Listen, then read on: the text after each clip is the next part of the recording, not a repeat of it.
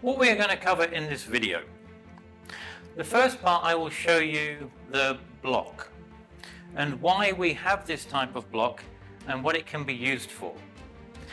Then after that, I will break it down and I will show you how to practice it and learn it. So, if you're ready, let's begin. High block, Olgul Makki.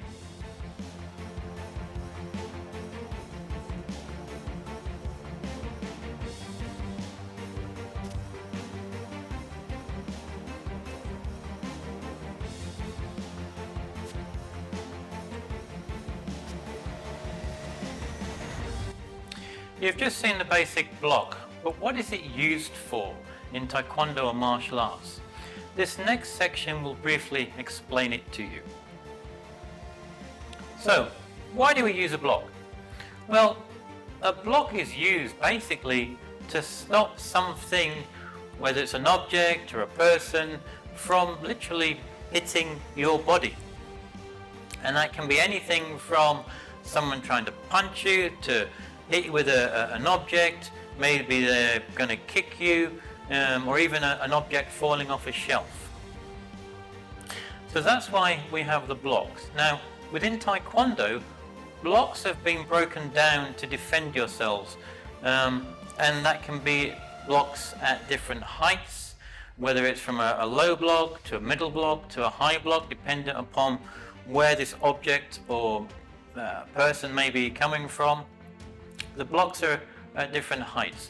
Now, at the same time with the blocks, you can use a block just to block with a closed fist. But also you can use a block to also block but strike at the same time, and that is with a knife hand as well. Now, blocks within Taekwondo, they're used for everything from the pump safe patterns to basic drills to combination blocking drills, sparring, you use your blocks, and also you use blocks within self-defense, which is what they were originally used for in the beginning. So I hope that just gives you a little rundown of what the block is for. What is a high block, or also can be called the face block, used for? This block's main purpose is to stop any object or item, or if there's someone coming or punching or kicking, anything which is coming at you, is to basically block, stop and deflect that item from hitting you. And with the high block, the area that the high block covers is from the shoulder up to the head. This area here is the area that the high block is used to cover and deflect and stop those objects from hitting. Now, let me show you some examples of how the high block is used.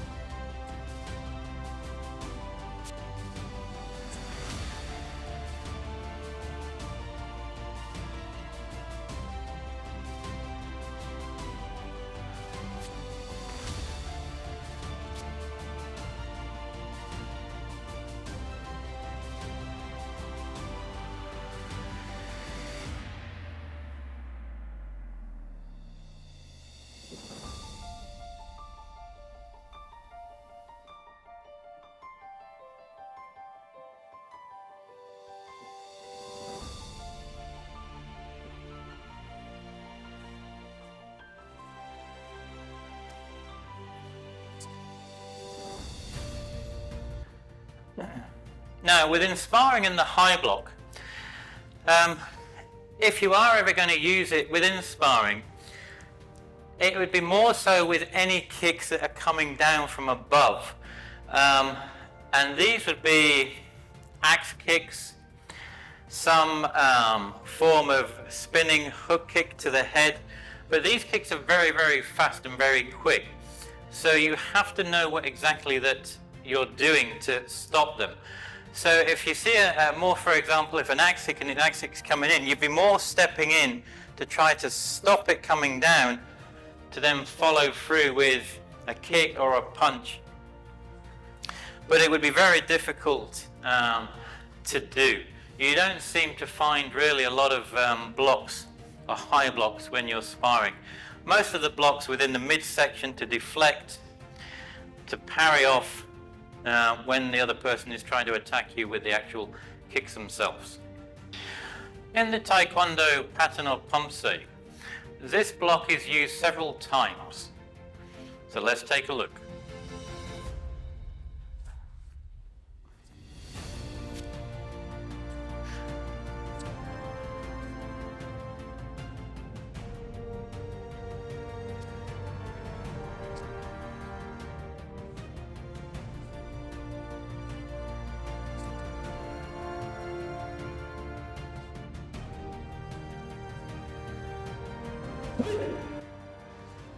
With the high block and self-defense, you're stopping anything which is coming down from you.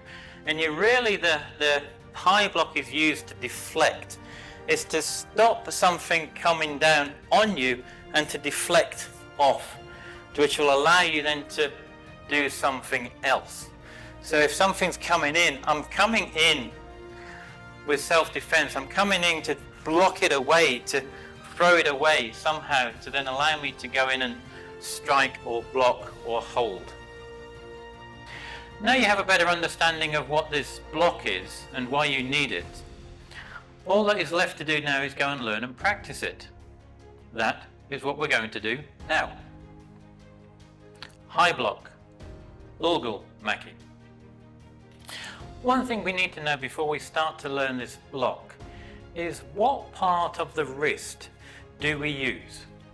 And this is to make sure that when we are blocking, we don't block with the wrong part of the arm and hurt ourselves. And also to ensure that the part that we block with is the correct part, so that we're able to block with the maximum effort. So let's show you. With the high block, which part do I actually block with? Well, let's show you. So this is my hand, my arm.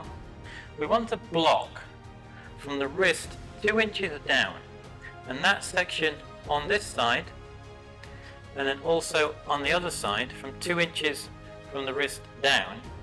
That's the area that you want to block with. So let's show you. So when we make the high block, remember we're blocking in the center line.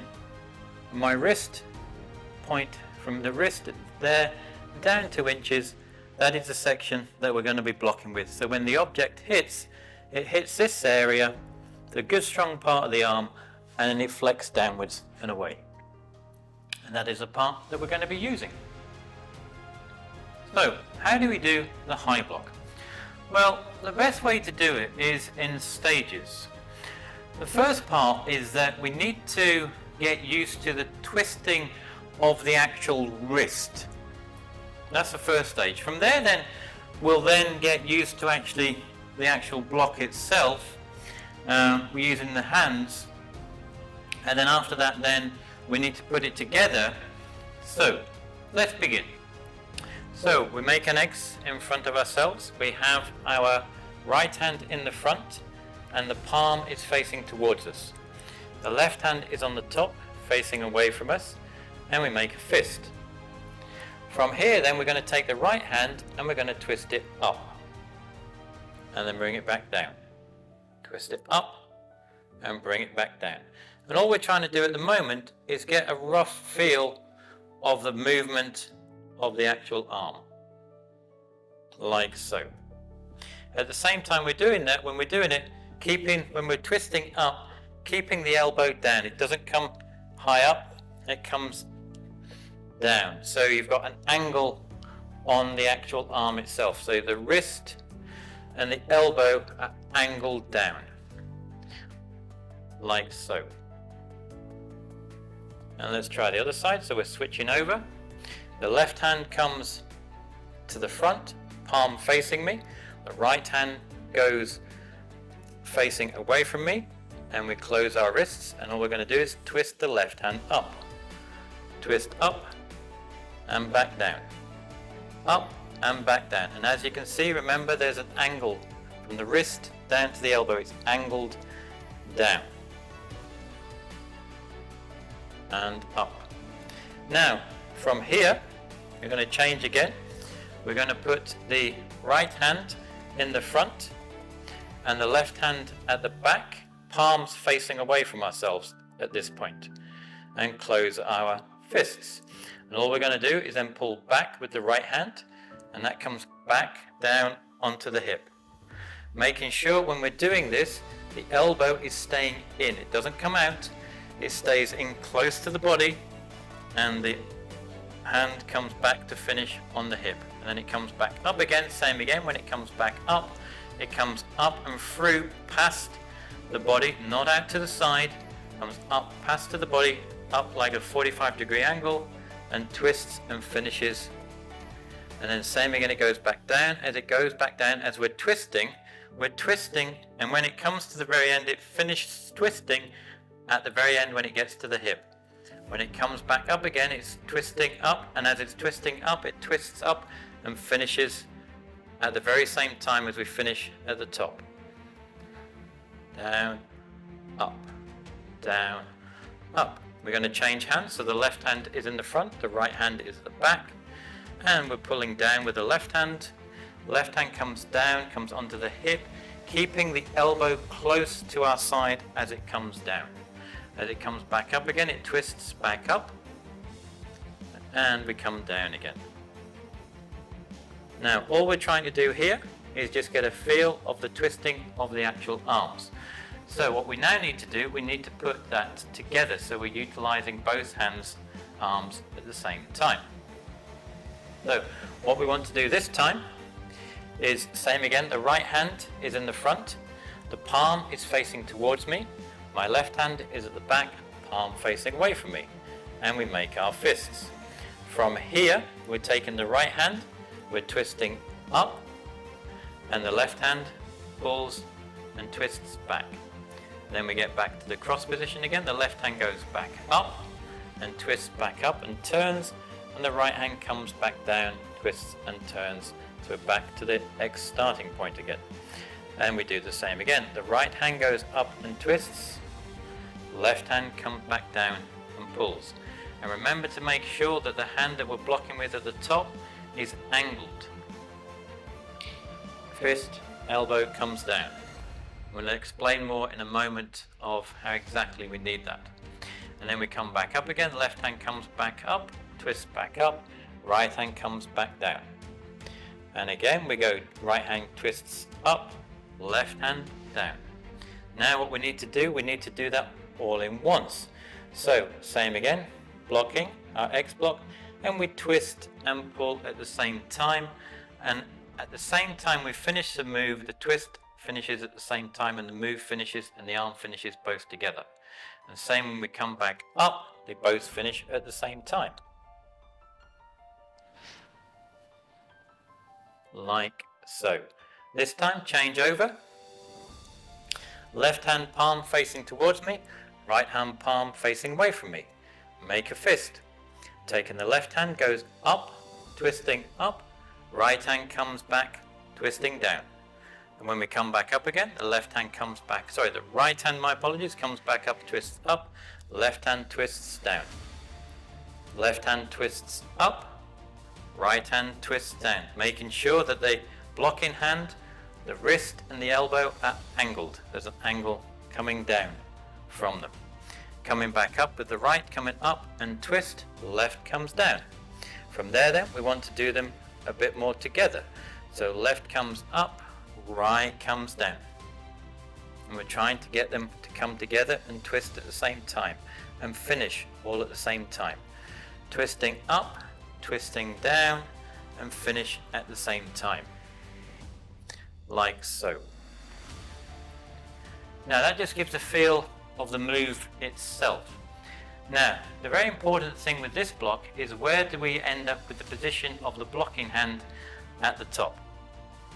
It's very important to know where it actually finishes. So where it finishes is, we want to take from our forehead, we come out 1 fist distance. That's the distance away from our forehead and our head where the block starts. Like so. From here, where my center line is, where my nose is in the center of my body, where my wrist is, that is where the wrist should be. Not on the fist here, it's actually just on the wrist itself. So the center line and my wrist should line up, and we should be 1 fist distance out from my head. Now, by doing that, we then also are slightly angling the elbow itself and the arm. It's not flat, it's at an angle. And the reason why it needs to be at an angle is because if that object hits our arm, it's going to deflect off and away from us. If it was flat, it would just come down onto us and land on our head. So that's why it's at a slight angle, so it deflects off away from us. And that's also the reason why the fist is 1 fist away from us, because if our fist was on our head and then somebody hit us, it wouldn't stop. The arm would not stop it. The shock would go straight through our fist into our body, would be no good.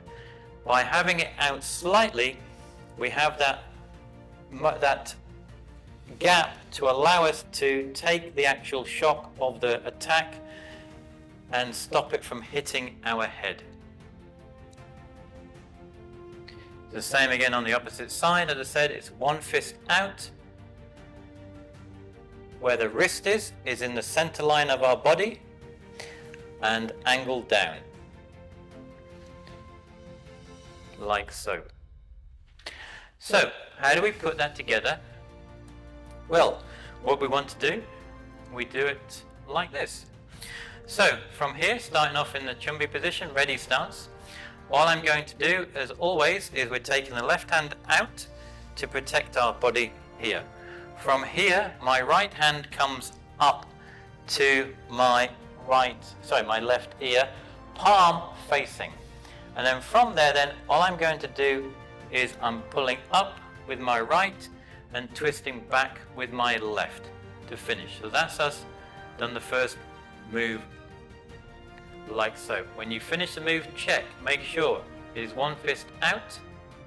Look up to make sure that the wrist is in the center line and my arm is angled slightly down. And I'm facing forwards. My hand is on my hip. And we do that again. Left hand comes out, right hand comes up. As you see, we're protecting ourselves at all time. Palm is facing towards me. From here, I'm pulling back with my left, rising with my right. When you finish, check you've got that distance from 1 fist out, center line for the wrist, arm angled, going down, elbow is coming down, hand on the hip. And let's try the opposite side.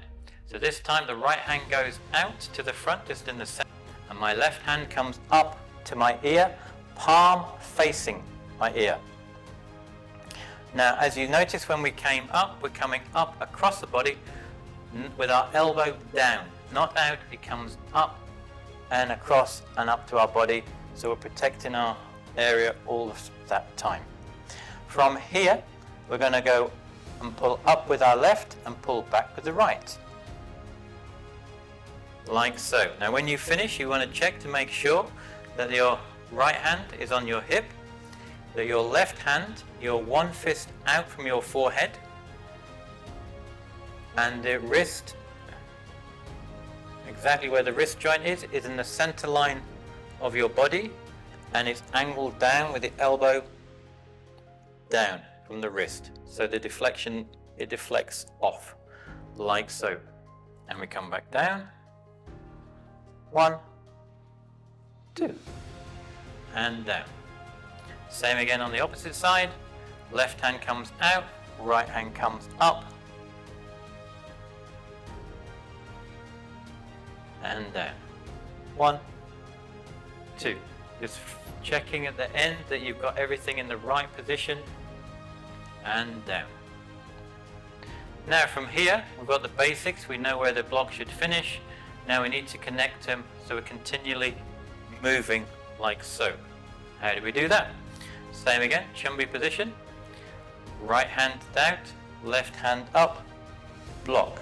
From here, what we're going to do, we're going to the blocking hand comes down. As it's coming down, it's coming across the body, not to the side, so that's too open. It just comes down.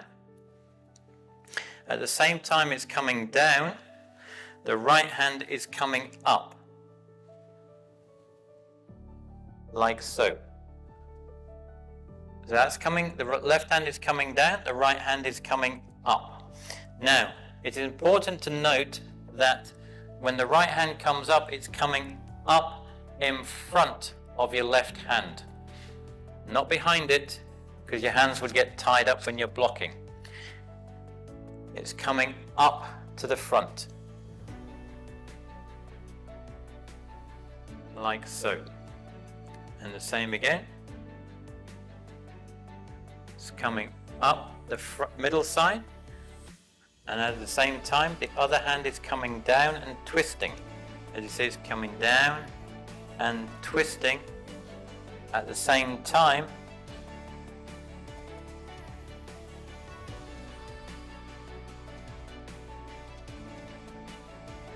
Twist. Comes up the front. It comes up the front of it. It's coming up, twisting. The blocking hand's coming down across the body, coming down across the body. From here, we're blocking up with the right hand.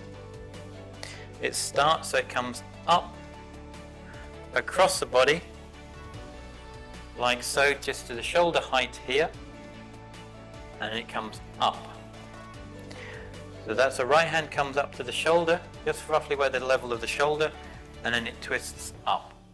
At the same time that is coming up, it's coming up outside in the front of the returning hand. So the returning hand comes back down, like so. It comes down, back, and twists back onto the hip. So the rising hand comes up to the shoulder. At the same time, it comes up into the front. The left hand is coming back down, and then the twisting, like so. And then the opposite side, the same again. The left hand is coming up to the front, level with the shoulder, comes up. That's the first move, it's coming up to the shoulder, and the move starts from this point here, level with the shoulder. At the same time, then the opposite hand is coming down. As it's coming down and twist, and the opposite hand comes up again. So we've like got the cross in the middle, and then we're just twisting. Blocking hand drops, hand on the hip, comes up level with the shoulder. So we've got that like X in the middle, and then we just then twist. Like so. And the reason why we're doing that is because we're protecting our center body here all the time. That is closed, no one can attack us.